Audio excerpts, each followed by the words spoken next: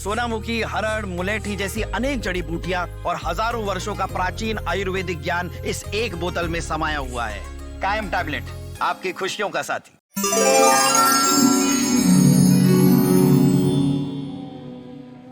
नमस्कार, आप देख रहे हैं दैनिक जागरण और मैं हूं आपके साथ अनुराधा शर्मा। साल 2026 ये साल बेहद खास है, वो भी कई मायनों में। खासकर कि ज्योतिष गणना के अनुसार ये साल बहुत ज्यादा अच्छे संयोग लेकर आ रहा है, जिसका लोगों को बेसब्री से इंतजार है। साथ ही लोग ये भी जानना चाहते हैं कि इस साल का स्वामी कौन है, यानी कि राजा और मंत्री कौन है, इस साल किसकी चलने वाली है और जो भी राजा मंत्री होने वाले हैं उनका प्रभाव क्या पड़ने वाला है। तो इसी पर ज्यादा चर्चा के लिए हमारे साथ स्टूडियो में इस वक्त मौजूद हैं ज्योतिषाचार्य खुशबू जी।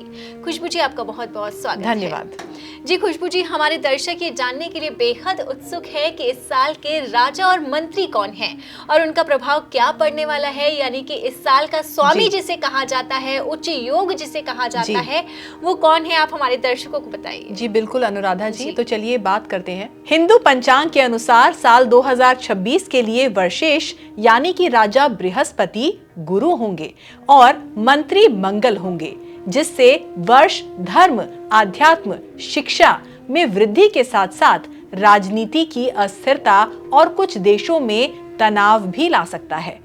गुरु ज्ञान का, विवेक का प्रतीक है और मंगल उग्रता का, साहस का प्रतिनिधित्व करते हैं। सबसे पहले बात वर्ष के राजा गुरु की कर लेते हैं। देखिए, राजा होने के कारण गुरु धार्मिक आयोजनों, पूजा पाठ, शिक्षा और आध्यात्मिक गतिविधियों में वृद्धि लेकर आएंगे। साथ ही न्याय और सामाजिक सुधार के लिए भी अनुकूल माहौल बनाएंगे। अब दूसरी ओर मंगल के बारे में बात करते हैं, जो कि मंत्री हैं और मंगल की वजह से सामाजिक और राजनीतिक वातावरण में अशांति, टकराव और उग्रता बढ़ सकती है। अंतरराष्ट्रीय स्तर पर तनाव और युद्ध जैसे हालात भी बन सकते हैं। सेना और सुरक्षा क्षेत्रों में गतिविधियां तेज होंगी और अत्यधिक गर्मी और सूखे की भी आशंका रह सकती है। अगर भारत के संदर्भ में बात की जाए तो सरकार को विदेश नीति और आर्थिक मोर्चे पर चुनौतियों का सामना करना पड़ सकता है। राजनीतिक उथल-पुथल और सत्ता में बड़े बदलाव संभव हैं, लेकिन मंगल की उग्रता गुरु के प्रभाव से कुछ हद तक संतुलित रहेगी। तो कुल मिलाकर हम यही कह सकते हैं कि साल 2026 आध्यात्मिक और शैक्षिक उन्नति के अवसर लेकर आएगा, लेकिन मंगल के प्रभाव के कारण राजनीतिक और सामाजिक तनाव थोड़ा सा बढ़ सकता है, जिससे ये वर्ष चुनौतियों और अवसरों का मिश्रण होगा।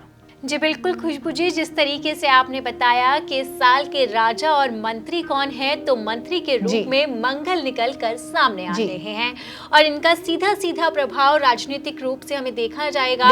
लेकिन वैसे भी अभी तो फिलहाल राजनीति में उथल पुथल का दौर जारी है और आरोप प्रत्यारोप का दौर तो राजनीति में चलता ही रहता है। और अब जब मंगल मंत्री के रूप में सामने आएंगे तो खास तौर पर इसका प्रभाव राजनीतिक क्षेत्र पर पड़ना लाजमी है।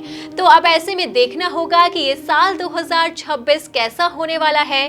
तो खुशबू जी, इस तमाम जानकारी के लिए आपका बहुत बहुत शुक्रिया। धन्यवाद।